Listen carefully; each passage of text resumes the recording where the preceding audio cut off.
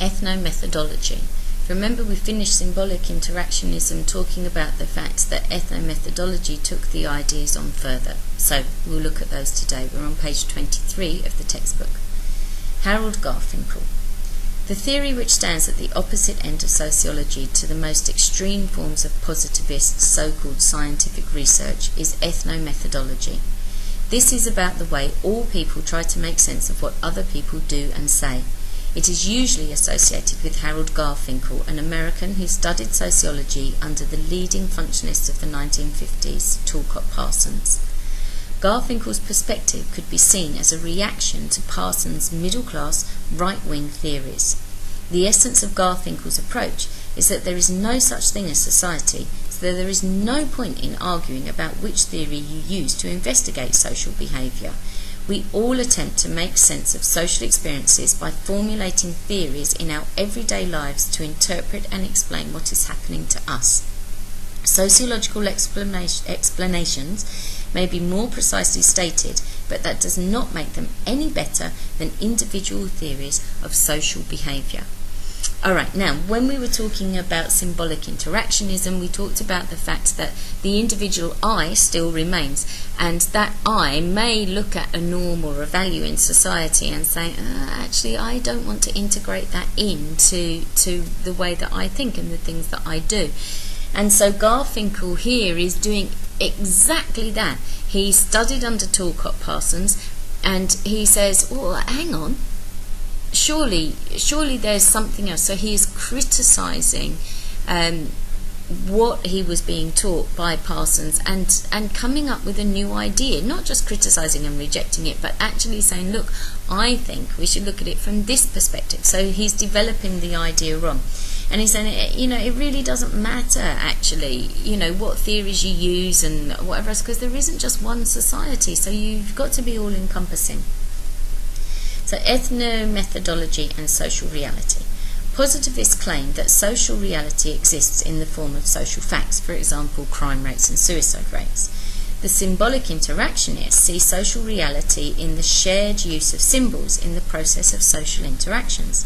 However, according to ethnomethodology, it is something which is never actually there.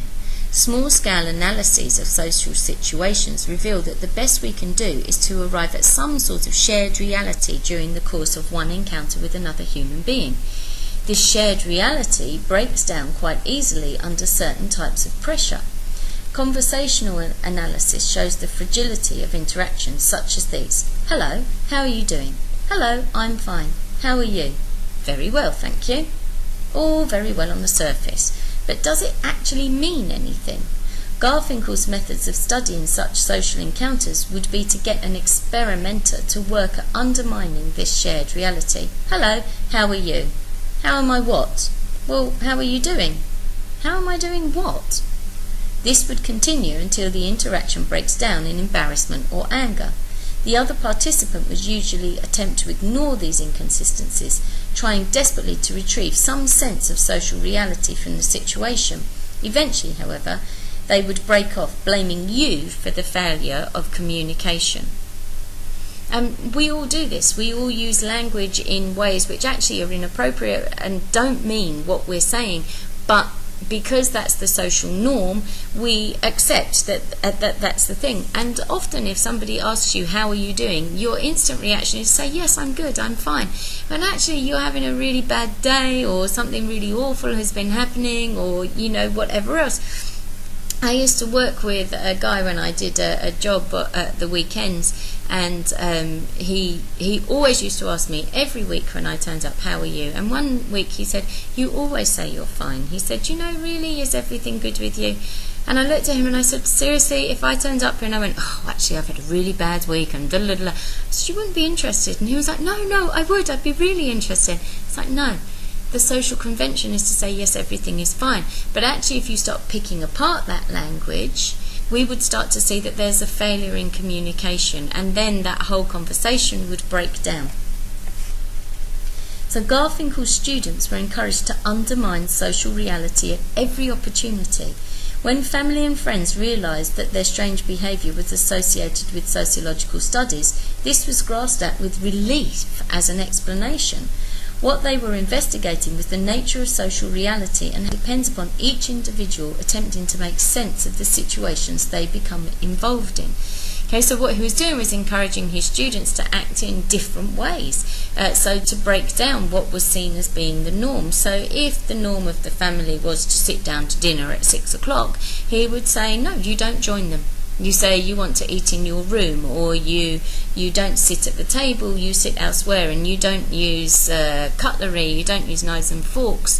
You just cause, you change things and you do things in a different way, and then see what happens to your family and that social reality that is around you. There is no guarantee that all of the people in any one situation will hold the same interpretation as to what is going on. For example, the police often find eyewitness accounts of the same event vary wildly. When people discuss a film or television program they have seen, they may find they have different explanations of the plot, motive, or outcome. Look around at people in a lecture or a lesson. Some are listening, some are daydreaming, others are just asleep. Better not be in my lesson. When they all leave that room, do they carry the same social reality, the same experience? Or, as the positivists would argue, does the register, the official statistical record of who attended that class on that day, hold the only reality? Okay, so if I say to a group of people, well, you were there, you were in that lesson, so you should know why that happened, you should know the answer to this. Yes, if you were paying attention, you maybe do know the answer, but for somebody else, they may have been listening and been questioning what I was saying and be thinking of it in a much deeper level, and therefore they would give a completely different answer. And then again, you may have someone who wasn't listening at all, and therefore they can't tell you what the answer was. So the perceived reality is different for those three different people. Atkinson worked in coroner's courts and examined the interpretive processes by which suicide verdicts were arrived at. He concluded that the ways in which coroners work, their concepts and interpretations, lead to the official suicide rates. He said that there is no real suicide rate because the official statistics are produced after the process of interpretation.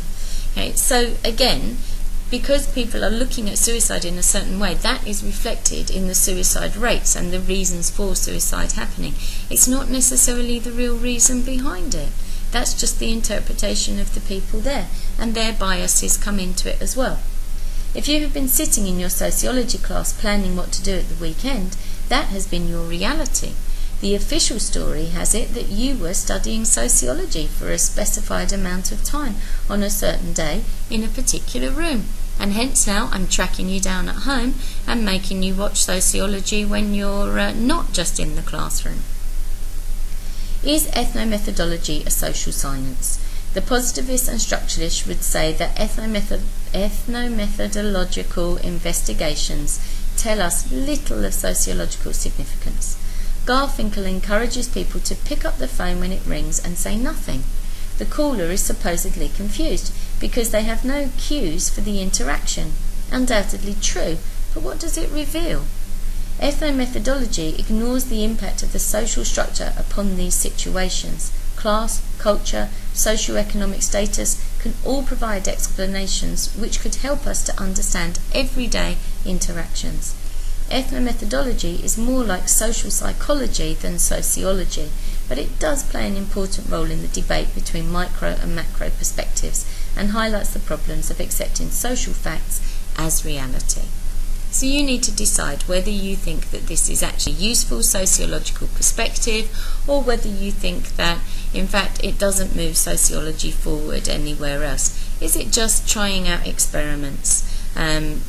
Does it get to any deep understanding of anything new? That's what you need to consider, and you need to think what the contribution is that ethnomethodology is making to sociological development.